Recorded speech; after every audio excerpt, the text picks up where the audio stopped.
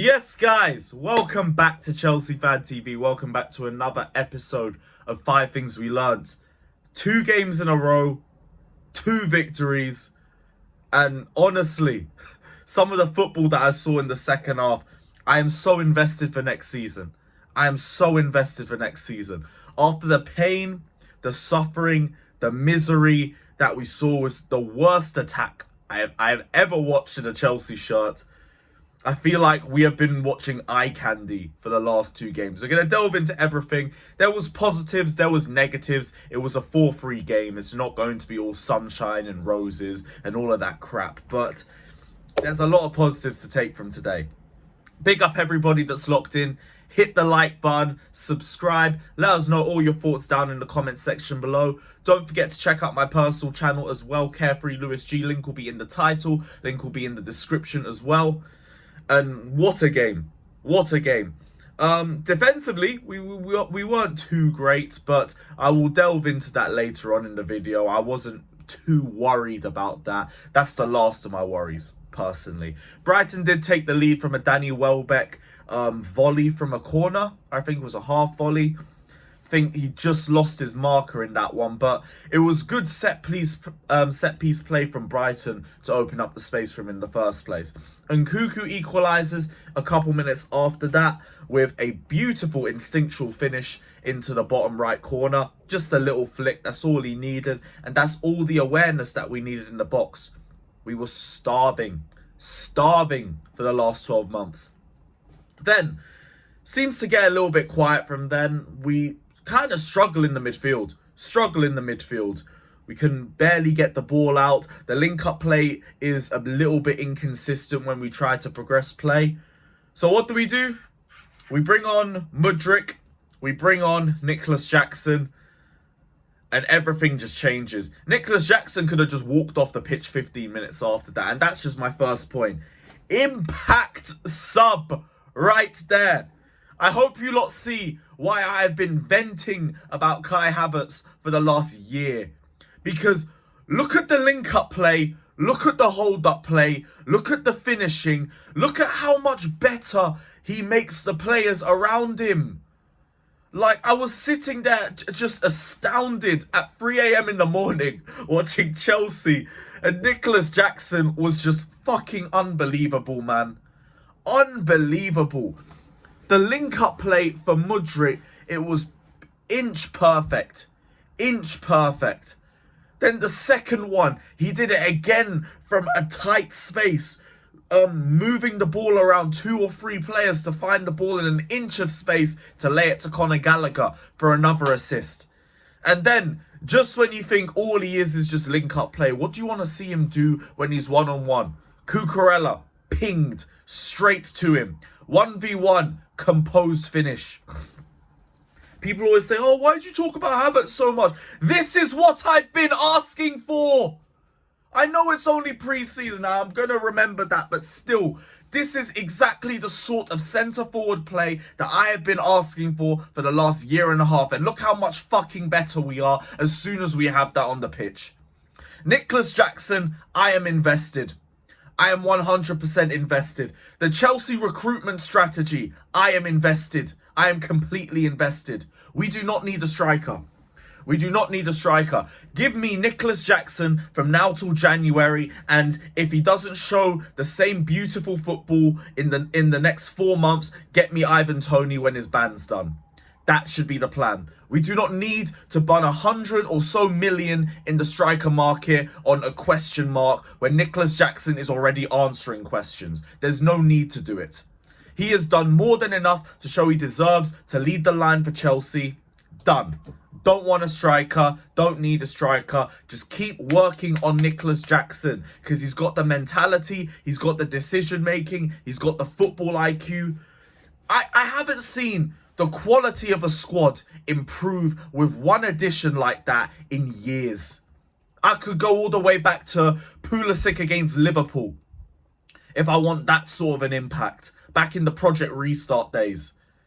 Keep it up, man. Fucking keep it up. Like, we have been dying for some quality up top. Mudryk as well, by the way. Brilliant. Mudryk has always struck me as a sort of player that He plays very quickly, but in the last 6 to 7 months, he's played a lot quicker than the Chelsea squad are able to kind of deal with. So he'll run with the ball, he'll beat a player, he'll hit a through ball, and nobody's ready for it. Nicolas Jackson, he is on the same wavelength. He's on the exact same wavelength. Guys, I'm so fucking happy with this guy already. I'm so fucking happy, man. I need to move on to the next point because I could waffle about Nicolas Jackson for another 10 minutes if I wanted to. You guys know how starved I have been of a fucking good forward. Nicolas Jackson, I am moved. I'm so moved. Malo Gusto. Let's go to Malo Gusto because he locked up Mitoma. Locked him up. 1 or 2 worrying moments from him. Very, very good left winger. We already know that. We remember that from the last time he came to Stamford Bridge and he put Chalobah and he put all of our defence in a spliff personally. But Malo Gusto, the question mark with him was his defensive abilities. Because going forward, we already knew what he was capable of. We already knew the hype from his Lyon days anyway. I wanted to see what he could do defensively. He was an animal. He was an animal. He was on to Mitoma every single time. He didn't give him space to breathe. He handled him exactly how you handle a player of that quality. If Reece James gets injured this season, not worried. Not worried. And that's a good thing for Reece too. He does not have to rush himself back into fitness. We do not have to rush himself back into fitness. The depth is there. I'm so excited for next season, man. I'm so excited. On to Poch as well, by the way, because I'm officially on the Poch train now. The squad looks fit. It looks hungry. It looks revitalised. On the pitch, we're making chances. We actually have a pressing system. The players are lasting longer than 30 minutes. Players are getting opportunities and they're showing why they deserve their opportunities. I am completely invested. Whatever plans he has for Chelsea, I am here for. It's beautiful to watch. It's so beautiful to see Chelsea right now. And I know there are still some questions. There are negatives that I'm going to get to in the next 2 to 3 minutes. And they're minor issues. But it's good to see that we look so much better going forward. Defensively, I do think that we were a little bit questionable defensively. But it's not been our biggest problem over the last 12 months. So I'm not really too concerned by it. Colwell, I think, was the best defensive centre-back out of the lot. Silva looked a little bit sloppy in the first half. Chalobah looked a little bit sloppier in the second. I thought Chilwell had his standard Chilwell game where he was great going forward. Defensively, not so much. Cucurella looked brilliant. He looked very, very good. Deserved the assist for Jackson too. I think them two are starting to build a little bit of a partnership because Jackson said they're already best friends. So hopefully that translates onto the pitch too. But Gusto and Colwell, even though Colwell conceded a pen late on, I think were our 2 best defenders. Sterling. We need to talk about Sterling because not going to have a lot of patience this season, man. I'm not going to have a lot of patience. Decision making was poor. Take-ons, he got a little bit better, but I'm still asking for a lot more because last season he was on the floor when it came to that, but it wasn't a good performance from him. Really wasn't a good performance. The end product wasn't really there. The decision-making was poor at times, and you are the veteran. You are the veteran. When the youth are playing with more experience and better decision-making than you, it's a worry, it's a concern, and I can only be patient for so long. I'm going to give you till the start of the season, and I'm going to judge it by the first few games, but you need to be switched on.